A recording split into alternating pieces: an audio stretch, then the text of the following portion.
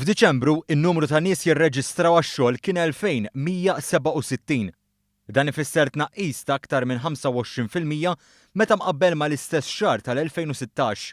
Ċifri provduti minn Jobs Plus juru li kien hemm tnaqqis ta' 745 persuna meta mqabbel mal-istess xahar is-sena li għaddiet jew 5183 anqas minn Marzu tal-2013.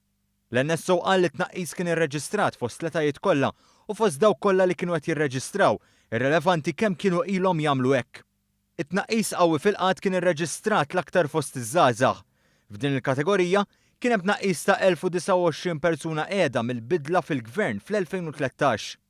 Mill-bidla fl-amministrazzjoni kien hemm ukoll tnaqqis ta' aktar minn 1900 persuna f'dawk qiegħda fl-età ta' 45 sena jew aktar.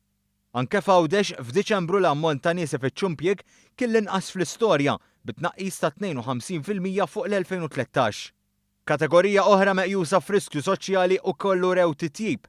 Fost il-persuni b'diżabilità kien hemm tnaqqis ta' 72 meta mqabbel mal-istess xahar tas-sena l-oħra. B'hekk dawk b'diżabilità li qed jirreġistraw niżlu għal livell ta' 282. Fi-stqarrija, il-Gvern qal li l-fatt li sa issa n-numru ta' dawk jirreġistraw waqa' l-inqas minn terz ta' dak li kien fil-bidu tal-2013 huwa l-aqwa ċertifikat li Malta għandha ekonomija fejn il-ġid qiegħed dejjem jasal għand aktar nies, speċjalment dawk l-aktar vulnerabbli.